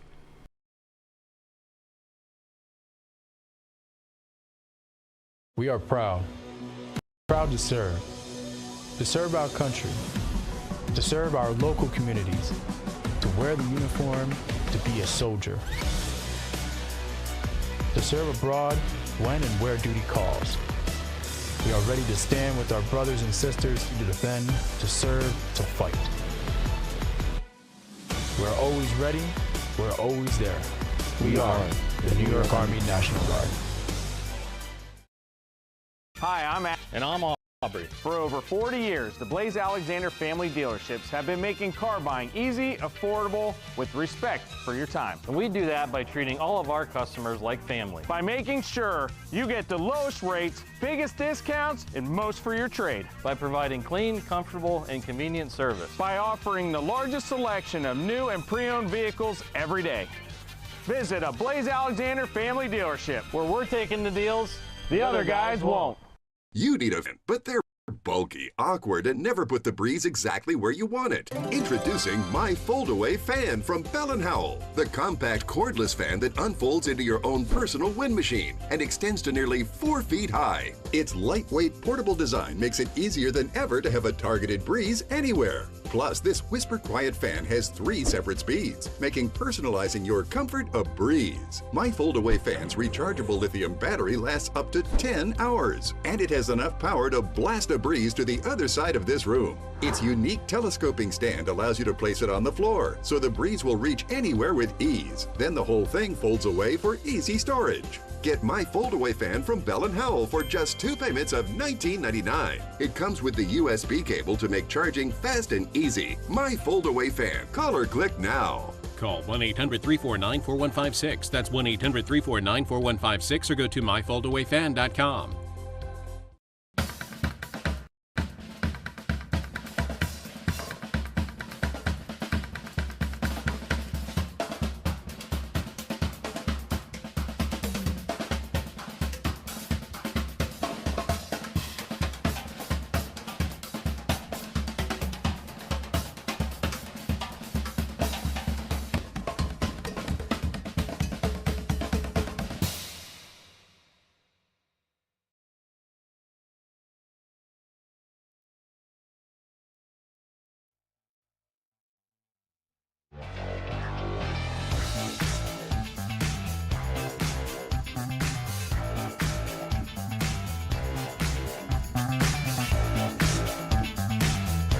Welcome back to Frankly Speaking, broadcasting live from the Hesselson's studio here on Market Street in Corning. Kind of a gloomy day this morning. A comment from a viewer. I believe that the Democrat Party is picking candidates by not how intelligent they are or how good of a leader they are, but rather how easy they are to be controlled by someone else in the background.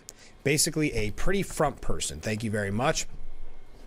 Hey, this is interesting to me because we've only talked about it real quickly this morning. But from the New York Post, they say, as the stock market falls, so does Biden's White House of economic cards. And I pose this question to you, and you know the answer. How would yesterday's stock market fall? How would that be covered if it were, let's say, Trump running for re-election? This was almost glanced over.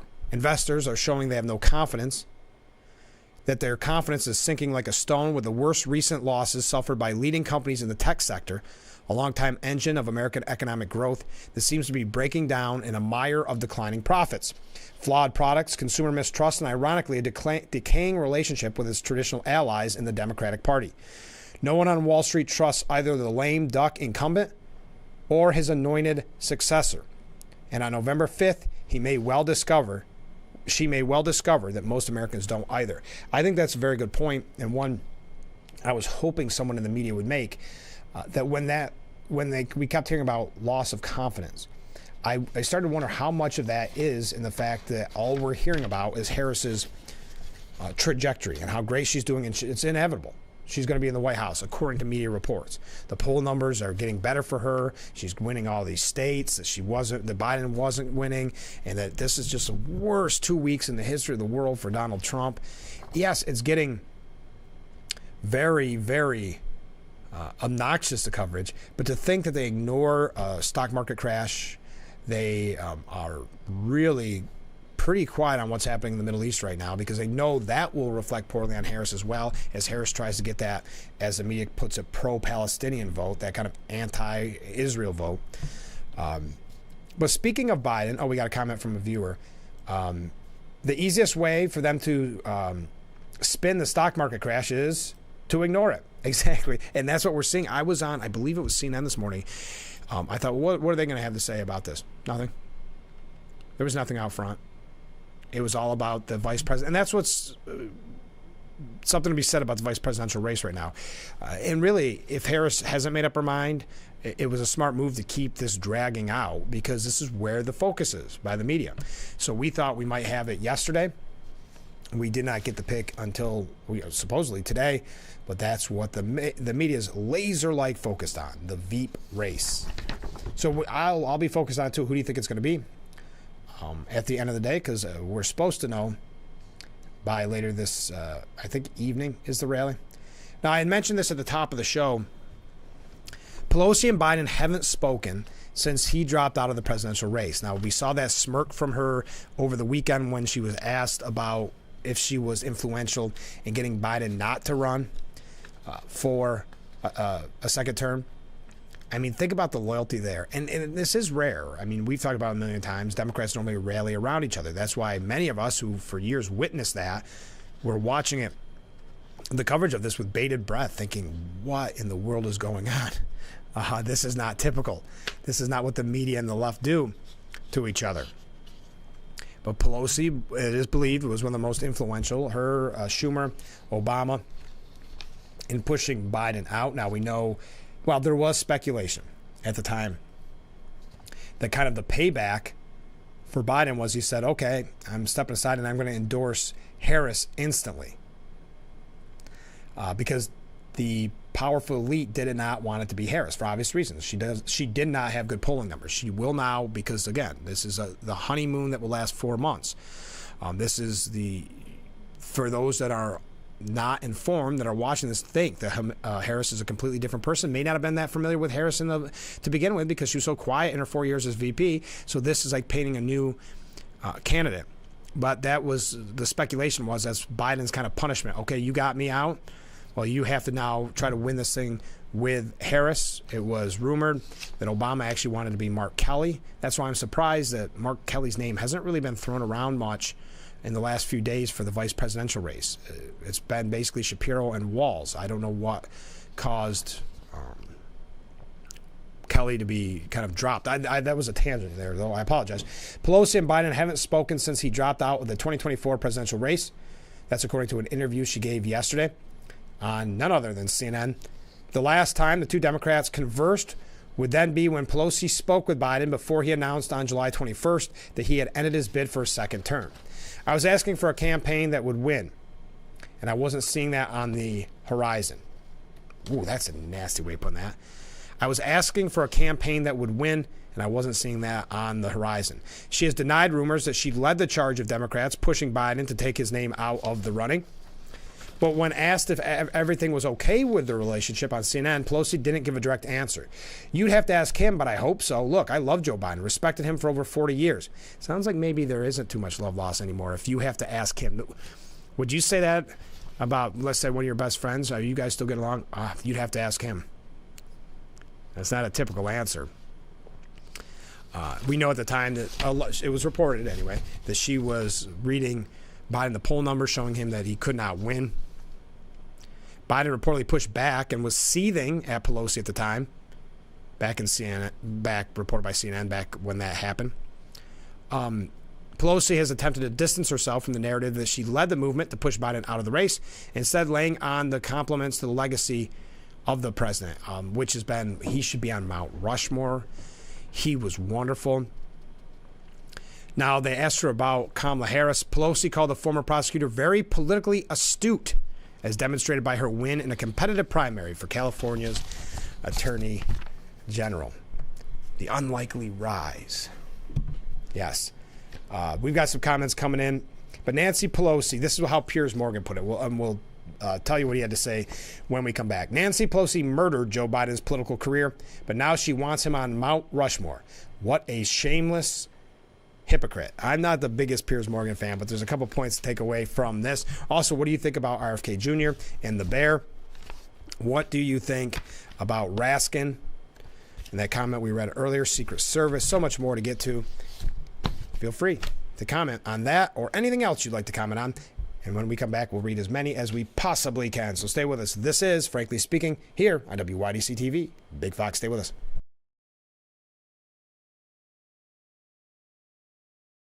Isn't your wellness important? Don't you want more energy? Now's the best time to make every day better and relieve those achy muscles and pains than with a Hesselson's Hot Tub. Hesselson's has hot tubs in stock and available for immediate delivery with unbelievable savings. Hesselson's offers 0% interest-free financing for up to 5 full years. Hesselson's carries the only hot tub brand in the industry with the exclusive freshwater salt system that is eco-friendly and easy to use and only enhances your hot tubbing experience. Come in today and see why your next hot tub should be a Hesselson's Hot Tub. And remember, it's always fun to poke in the corners at Hesselson's. If you or one regularly used hair relaxers or straighteners and were diagnosed with uterine, ovarian, or endometrial cancer, you may be entitled to significant financial compensation. I've used hair relaxers for years. I had no idea they could cause cancer. Chemical hair relaxers and straighteners have been linked to serious conditions, including several types of cancer. How do I know if I have a case? Call 844-292-6222 and consult with one of our attorneys to find out if the products you used are part of the lawsuit. Your eligibility will also depend on how often you use these hair products and your specific cancer diagnosis. If you regularly used hair relaxers or straighteners and were diagnosed with uterine, ovarian, or endometrial cancer, call us now. Call 844-292-6222. How much will it cost to talk to an attorney? There is no fee unless we win your case. Call 844-292-6222 for your free case review. What's up, guys? What I'm about to show you is going to change the way you shave your head forever. You can shave your head in 90 seconds or less. With no cuts or nicks. It's 100% waterproof. It even works in the shower. Introducing Remington's Balder Boss. With increased flex and 5 dual-track floating head design, get over 60% more head coverage for a faster, closer shave and skin-close results. No nicks, no scrapes. Fit in the palm of my hand, and the results were amazing. Shave in the shower or with any foam or gel. With Japanese-grade steel blades, plow through the thickest of hair. Anytime, anywhere. There's even a pop-up trimmer to complete your perfect groove. Now, you can try the Remington Balder Boss in your home for 30 days for just $14.99. Complete with a 5-year limited warranty and 100% satisfaction guarantee. You can also get our ear, nose, and brow trimmer free. Just pay separate processing and handling. Give it a try. You won't be disappointed. Order your Balder Boss. And we are back with Frankly Speaking, broadcasting live from the Hesselson studio here on Market Street in Corning. If you recall, and I've got some comments coming up in just a moment. If you recall, I had told you about the Salvation Army of Corning and their filler up, some call it a contest. I just call it a fundraiser. But local businesses here on Market Street had mini kennels up mini kettles. I don't know why I'm struggling with that word, where you could donate for a little over a week. And the business that received the most donations to go to the Salvation Army of Corning would be given the bragging rights of being the champion. So I have received the tallies from the Salvation Army of Corning. Let's see who won the Filler Up contest. Coming in third place, Anelio's Pizzeria.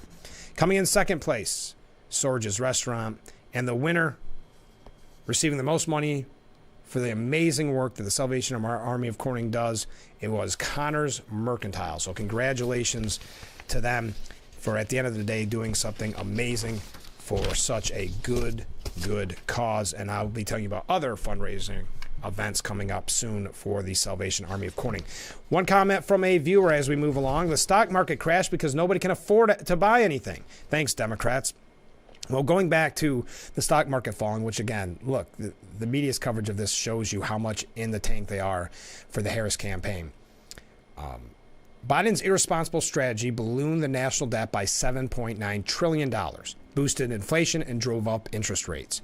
Its obvious political goal was to keep a lid on deeper economic problems while the incumbent president was still campaigning for re-election. Now the lie is falling apart. After steadily rising over the past few months, unemployment stands at its highest level in 3 years, accompanied by a worsening national affordability crisis, rising consumer debt, and persisting inflation. Even as the election campaign gets nastier, most Americans will face November poorer, angrier, deeper in debt, more frustrated, and less certain of their future than in any election since Jimmy Carter. That's bad news for Harris, whose campaign has advanced no economic policy of any kind, while Biden and most congressional Democrats favor tax hikes, yet more debt-based government spending and no meaningful solution to illegal immigration, which has enduring economic consequences. Another comment from a different viewer. All true on the unlikely rise of Kamala Harris. I believe that the Democrats are a lot of unsavory things, but stupid isn't one of them. They have a plan that hasn't been fully unfolded yet. They obviously have no allegiance to their voters, and I guess the Democrat sheeple are okay with that. There will be an August or September surprise that only the Democrat kingmakers know. Yeah, well, think about that. August surprise. The campaign just started, folks. We are moving quick. It's keep that in mind. It's not the normal campaign, and it's getting kind of frustrating. But I wanted to mention Nancy Pelosi in this Piers Morgan piece.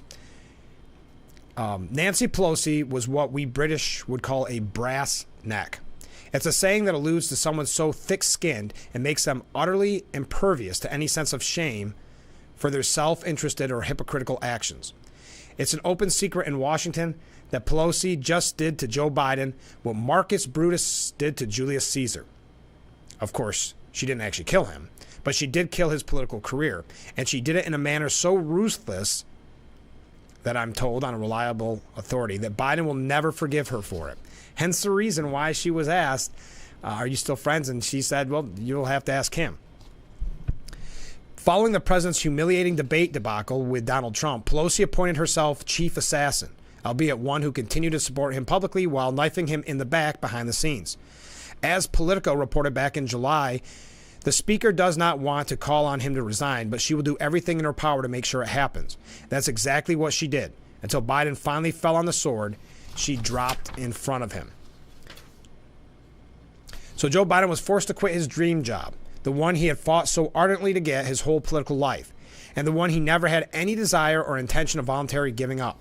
By backing out of the race just 4 months before the election and 6 months before the end of his first term, Biden instantly entered the area of the biggest ever presidential losers. Yes, it destroyed any kind of legacy, no matter what they're trying to say now, the Mount Rushmore and all this. It destroyed that legacy. Because, yes, right now there's such an anti-Trump movement that they think anybody but Trump. And if that means stepping aside, then you're a hero, Biden. That's not how the history books are going to be remembering him. But I'll continue. In the process, he also became a global laughingstock, the object of ridicule, mockery, and embarrassment that reportedly left him feeling utterly crushed. Yet on Sunday, Nancy Pelosi popping up, adding that he should be on Mount Rushmore. Like I said, she's got a brass neck. In fact, it would be hard to think of any female politician in American political history whose neck is made of a stronger alloy of copper and zinc. But she's also got a forked tongue. No, I wasn't a leader of any pressure party, she lied. Well, let me say things that I didn't do. I didn't call one person. I did not call one person. I could always say to him, I never called anybody. Even if you take her at her word, which I don't. This was akin to hearing the aforementioned Michael Corleone saying he never killed his mafia mob boss rivals. Technically, he didn't. He just got his people to do it. Pelosi continued, I don't want to go through all this because this is the problem. Piers Morgan gets a little bit too much in the weeds. But what Biden really knows is one of his closest friends in politics, someone he's known and worked with for 40 years, and who, like him, is a devout Roman Catholic who carries rosary beads in her pocket, pounced on him at his most vulnerable moment and devoured him like a jackal feasting on the elderly bison. And in that moment, Nancy Pelosi revealed who she really is, a ruthless, conniving, merciless, disloyal version of Marcus Brutus. Powerful. There's more there. If you want to find out more, the whole piece by Piers Morgan is on the New York Post. But we got a lot of comments coming in. We're going to get to those when we come back from break. I have a little time, though. So what do you think about RFK Jr.? Kristen Flemings, I thought, kind of put it funny. Brainworms and goats and bears, oh my. It's just another day in the wild, wild Robert F. Kennedy Jr. presidential campaign. Let me ask you this, because I know in kind of political people, especially if you're on the Democrat side, the Kennedy name has such importance. The Kennedy name is something that Democrats really look to as, Camelot. What do you think of the way he's running this campaign? Is it a stain on the Kennedy reputation? Is it a knock? I mean, I'm not the biggest Kennedy fan, so I can't really answer that. I'm just curious if some of the pieces that I've read is almost like, why did you do this to the family name? But I think you could point to other things that were maybe done to the family name. But anyway, Kristen Flemings believes he looks like Sideshow Bob. Kennedy's bid as an independent has included a worm that ate his brain, a barbecued animal carcass, and a video of him doing shirtless push-ups in jeans. And then there was a press dinner last July at which the environmental lawyer was meant to equate himself with reporters. Instead, someone else stole the show, and I'm not going to tell you why. How dignified. And now the latest, Kennedy's confession to Roseanne Barr that he left a dead baby bear in Central Park a decade ago. The admission ended a long-running urban mystery that when the cub was first discovered in 2014 was widely covered in the media. That includes a story by a New York Times reporter. Oddly enough, the daughter of Kennedy's first cousin. It's hard to decide which detail is the weirdest. I don't want to go through the whole story, okay? At all. Because you've seen the picture, you've seen the weirdness of his campaign on full display. But I know there are some out there that really do support him, meaning some that watch this show. So I would be curious what you think of this story, and can it get any crazier? I mentioned it earlier, but Joe Scarborough and Mika Brzezinski tried to kind of laugh about it in a way, saying it was bizarre. They didn't understand that you could eat the meat. Spent a full 10 minutes on it. So at least he's getting, no publicity is bad publicity? All right, we got to take a short break. Stay with us. We'll be right back. Getting ready to wrap this up. Boy, this show's going quick. We're going to talk about the Trump campaign when we come back, but I do find it interesting to know where you stand on the RFK Jr. Bear story. Stay with us. We'll be right back with Frankly Speaking here on WYDC TV. Big Fox will be... Where's my button? We'll be right back.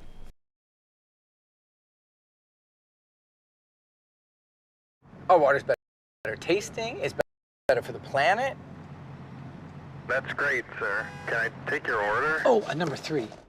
At Culligan, we get that most people don't think about water like we do, and that's okay. You see, when we install our drinking water and softening systems, we're thinking about filtering contaminants and the minerals that make water hard. So you can just think about softer, cleaner, better tasting water.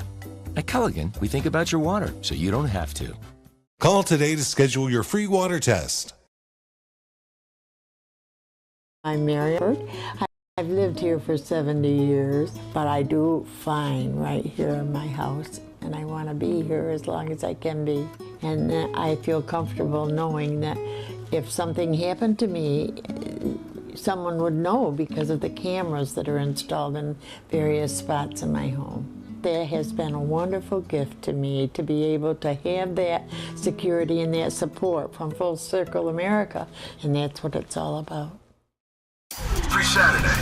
Your game is on Fox. Because here, we got the guy that swings harder, the guy that runs faster, hits further, deals nasty. Saturdays on Fox, we got the swag, the scoops, the smiles, the steals. We got the pop, the rips, the threads, the wheels. We got the slides, the kicks, the shovels, the feels, and picks for the highlight reel. Because Saturdays on Fox, we got you. No big deal.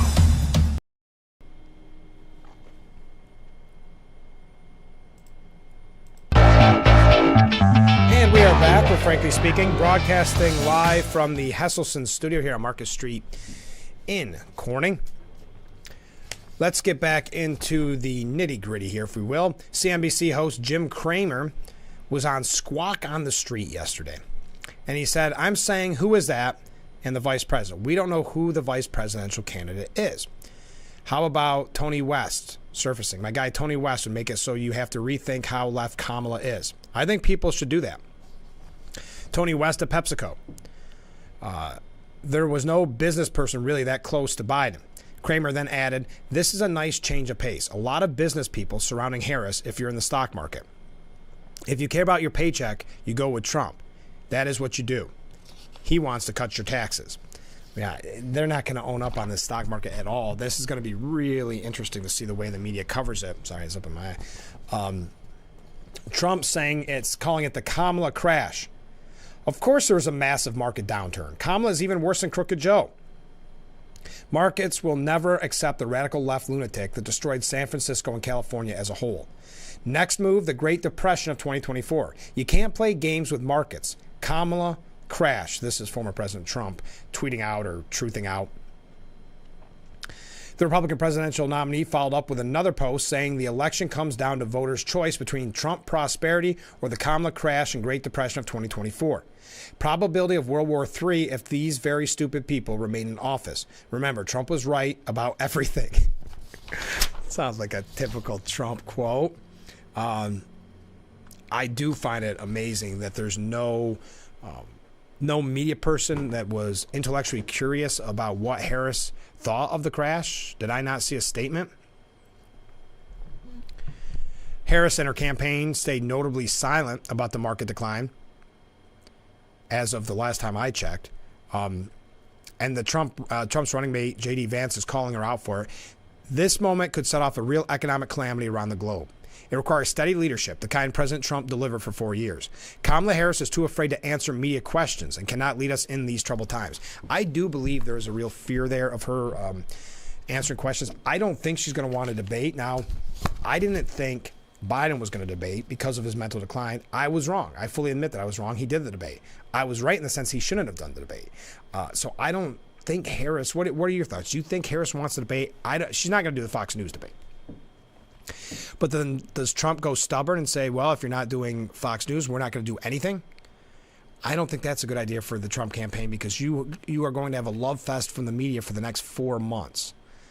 So how do you have the opportunity to get Harris to show who she really is? Because it's not going to be the stump speeches that she's giving with a teleprompter.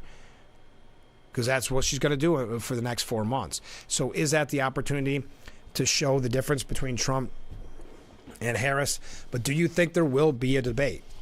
And if so, if not, who do you think's the ultimate blame on that? All right.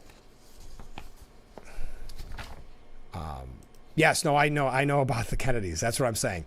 Thank you for the comment, though. Yep, that's where they got their money, from bootlegging in the early days. Yes, a lot of background, and you didn't mention Ted Kennedy and the like.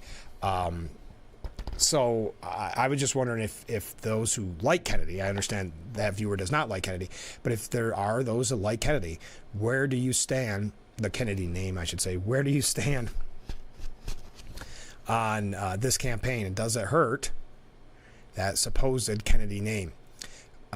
Okay, so I had mentioned Raskin, Representative Jamie Raskin, Democrat from Maryland. who speculated that Congress would have to invalidate an election victory by former President Trump at the risk of a civil war. Now, and I pointed this out before, it's not clear whether Raskin was actually outlining a plan of action or whether using a hypothetical to argue that the U.S. Supreme Court was placing what he considered an undue burden on Congress to keep Trump out of office. So there's that quote, and you can feel free to weigh in on this. Remember, this coming from the party lecturing us about democracy. Already coming off the back when they try to keep Trump off the ballot altogether.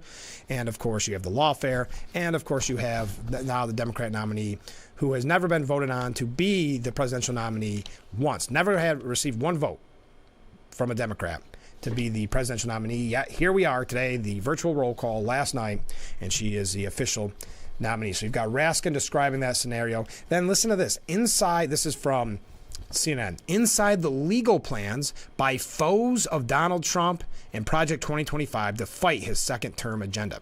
Can I just pause and say, what is this Project 2025? I'm not saying as if I don't know what it is, but it's not a political issue. This is one group that came up with their kind of dream of what would happen in the Trump presidency.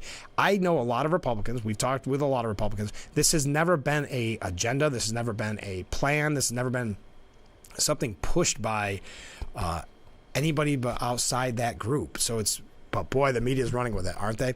So now they're looking at, and this is CNN, so they want to see Democrats win. This is admitting that the plans on lawfare continue, especially if Trump wins the presidency. That the lawfare is just beginning. It's kind of a threat, if you will, inside the legal plans. If Donald Trump is elected, he'll take office next year, having learned the lessons of 4 years of legal battles in his first term, during which inexperienced personnel, slapdash policymaking, and his own indifference to how the federal government worked made his agenda especially vulnerable to legal challenges.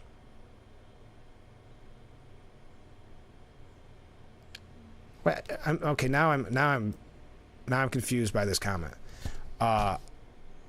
Come on, don't be afraid of the truth. Read it. It was a movie about Kennedy's dad's life. I said he ran bootleg whiskey and they cheated and they had extramarital affairs. What? I just said that. Okay. Sorry, I didn't. I don't know. I don't understand where that viewer comment came from. Okay. So back to what I was saying. The 2024 Republican nominee already has a clear idea of how he jumpstart a second term with plans to immediately enact hardline immigration policies and to dismantle civil service protections for thousands of federal employees. His allies, including the influential conservative organizations that have participated in the endeavor known as Project 2025, have crafted policy papers and vetted potential Trump-aligned staff that could swiftly be hired to the federal government. Folks, I've had so many people ask me about this, friends that don't lean Republican at all, asking me about the 2025 thing. It is so overhyped and overblown by the media. It blows my mind. But we got to take a short break. Stay with us. We'll be right back with Frankly Speaking here on WYDC TV, Big Fox.